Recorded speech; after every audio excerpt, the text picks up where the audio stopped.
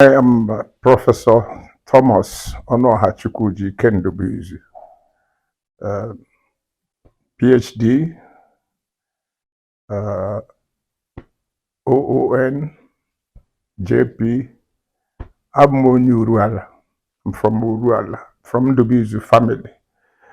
And I was born here and raised here in Uruala. My father was the second son of the 9 sons of Ndubuizu. And my grandfather and his family were well known for being very wealthy and business family. They were one of the individuals, the treasurer general of Ndinze Nduru on Nabeka and meeting. So I had the opportunity of knowing every important man in Uruala because they always come to my grandfather's place. We got to know them. So, and Ebere is my father's uncle. And Ebere was a major trader within the Daton nation.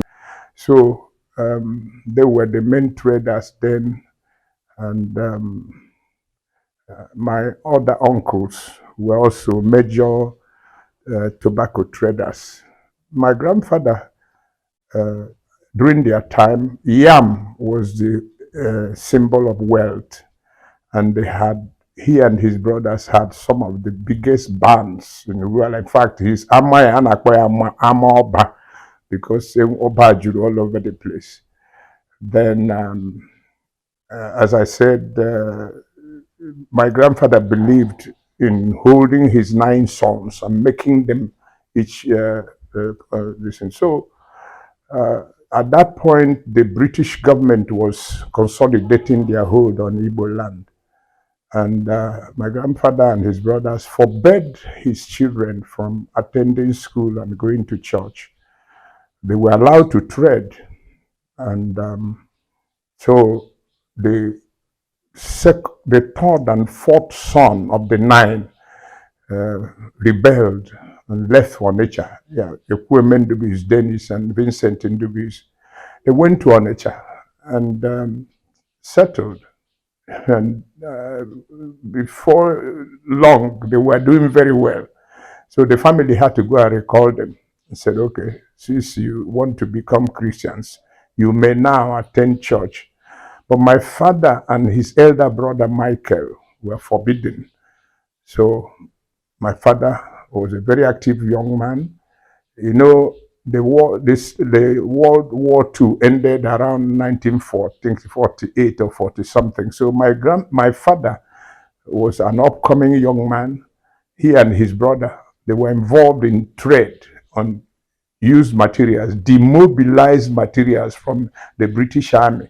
That's when they were trading even on winter clothes and all buckets, all the things that the army, demobilized army was.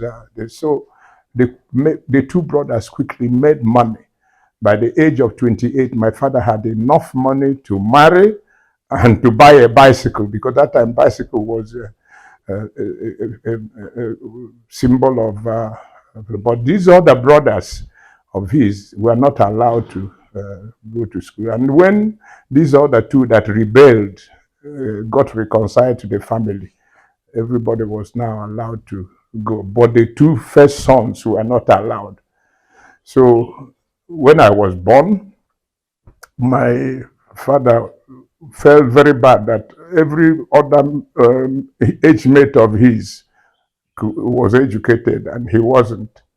So at the time of my birth, Uruala Parish, which Charles Hiri declared a parish in 1936. By then, we had built a parish house for the priest. And Michael Foley came to Uruala in 1937 and settled. That was the year I was born. And my father said, well, if you stop me from going to church, you can't stop my son. So they were now doing infant baptism at St. Michael's among the Christians at St. Michael's Uruala. And my father took me when I was born to be baptized.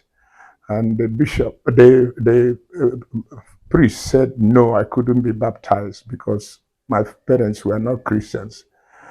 So my father was crestfallen. He was begging. The man said, why do you want to baptize your child when you are not a Christian? He said, I want him to know book.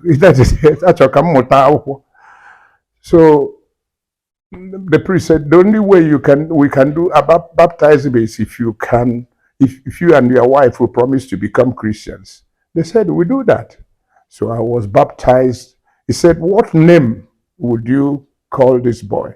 My mother, whose cousin was a Christian, and he had a child, his name was Jacob.